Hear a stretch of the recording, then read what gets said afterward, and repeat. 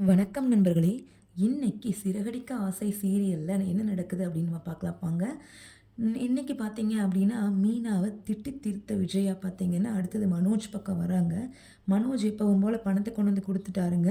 அதே டைம்ல முத்துவுக்கும், மனோஜுக்கும் ஒரு பெரிய வாக்குவாதம் வருதுங்க. அதாவது, "இவன் மேல மட்டும் எதுக்கு இந்த மீனாக்கு இந்த வேலை?" அப்படின்னு மீனாவோட விஷயத்துல மனோஜ் வந்து தலையிடுறாருங்க. அதாவது டாக்டர் நல்லா ரெஸ்ட் எடுக்க சொல்லியிருக்காங்க இல்லைங்களா? மீனா ரெஸ்ட் எடுக்குறாங்க. அதே டைம் பார்த்தீங்கன்னா, அவங்களோட தொழில்லயும் அவங்க கான்சன்ட்ரேட் பண்ணி ஆகணும். ரெஸ்ட் எடுத்தா அந்த தொழில யாரும் கன்டின்யூ பண்ண போறது கிடையாது. அது மீனாவால செய்யப்பட வேண்டிய வேலை இல்லைங்களா? அதனால மீனா என்ன பண்றாங்க, முடிஞ்ச அளவுக்கு ரெஸ்ட் எடுத்துட்டு எல்லா வேலைகளையும் இழுத்து போட்டு செஞ்சுக்கிட்டு தாங்க இருக்காங்க. அந்த டைம்ல மனோஜ் வராரு. மனோஜ் வந்து, "என்னம்மா வீட்ல ஜாலியா தூங்கிக்கிட்டு இருக்காங்க இந்த மீனா. ஆனா வேலைய பூரா நீங்க செய்ய வேண்டியதா இருக்கு. இப்படியே பழக்குனீங்க அப்படின்னா, மீனா எல்லா வேலைகளையும் உங்க தலையிலேயே கட்டிருவாங்க.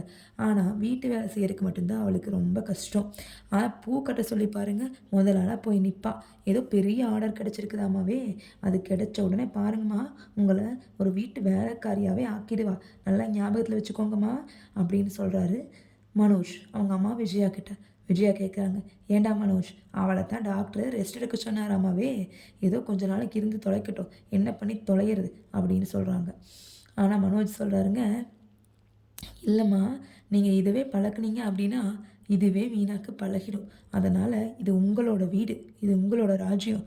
நீங்க கால் மேல கால் போட்டு உட்காந்து, மீனாவ அதிகாரம் பண்ணிக்கிட்டு, உங்க வேலைய பார்ப்பீங்களா? அவளுக்கு போய் வேலை செஞ்சுக்கிட்டு இருக்கீங்க. ஏதோ ஒரு நல்ல எண்ணத்துல தாங்க உங்களுக்கு சொன்னேன். ஆனா கேட்டா கேளுங்க, கேட்காட்டி போங்க. எனக்கு என்ன? அப்படின்னு மனோஜ் சொல்லிடுறாருங்க. ஆனா விஜயா, மனோஜ் என்ன சொன்னாலும், அவர் ஒரு புத்திசாலித்தனமா தானே சொல்லுவாருன்னு நினைப்பாங்க.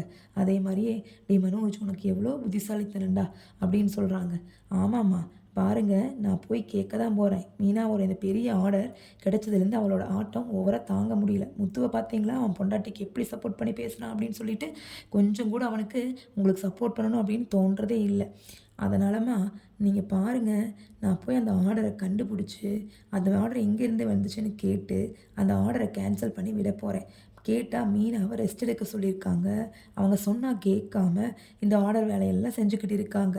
அதனால அவங்க ரெஸ்ட் எடுக்கணும். இந்த ஆர்டர் கன்டின்யூ பண்ண முடியாது அப்படின்னு சொல்லிட்டு, இந்த ஆர்டர கேன்சல் பண்ணி விட போறேன் அப்படின்னு சொல்றாருங்க மனோஜ்.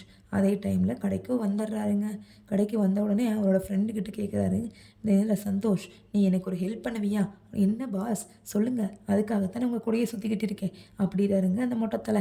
உடனே சொல்றாரு, "இந்த ஹெல்ப்பு எனக்காக இல்ல, நம்ம மீனாக்காக.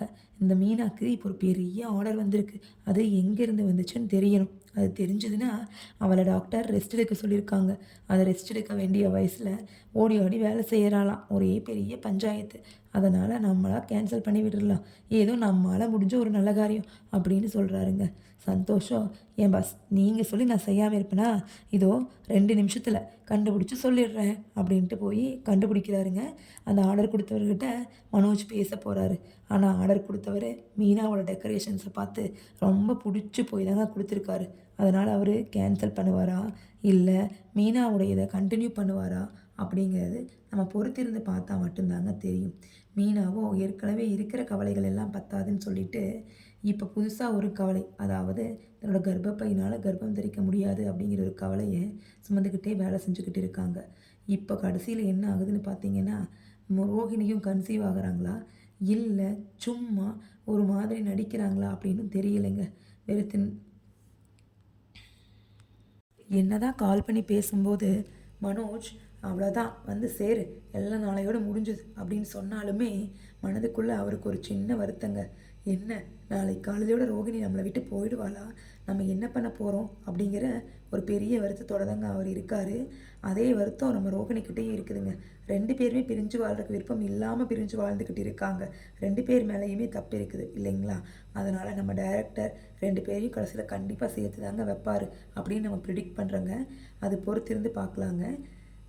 பட் கிருஷ்ணால ஸ்கூல்ல கன்டின்யூ பண்ண முடியாது அப்படிங்கிற ஒரு கண்டிஷன் வரும்போது ரோஹிணி டிசைட் பண்ணுறாங்க. ஏதோ ஒரு 5,00,000 கொடுக்க சொன்னா மனோஜ் இன்னும் கொஞ்ச நாள் தள்ளி போடுவான் அப்படின்னு நினச்சிட்டு நம்ம சொன்னோம். ஆனா இந்த பையன் மனோஜ் இவ்வளோ சீக்கிரம் பணத்த புரட்டுவான்னு எனக்கு தெரியலையே. சரி கூப்பிடுறான், பார்ப்போம். போய் பார்க்கலாம் என்னதான் சொல்றாங்கன்னு. அப்படின்னு சொல்லிட்டு அடுத்த நாள் போறக்கு ரெடி ஆகுறாங்க. விடிய விடிய தூங்கவே இல்லைங்க அவங்க. மனோஜ் கூட அவங்க வாழ்ந்த நினைவுகள், அவங்க 2 பேரும் சேர்ந்து ஷோரூம் ஓப்பன் பண்ணது, அவரை ஃபஸ்ட்டு பார்த்தது எல்லாத்தையுமே அசை போட்டுக்கிட்டே அழுதுகிட்டே இருக்காங்க ரோகிணி. நம்ம மனோஜும் அதையே தாங்க நினைக்கிறாரு. பார்க்கலாங்க என்ன நடக்கும்னு.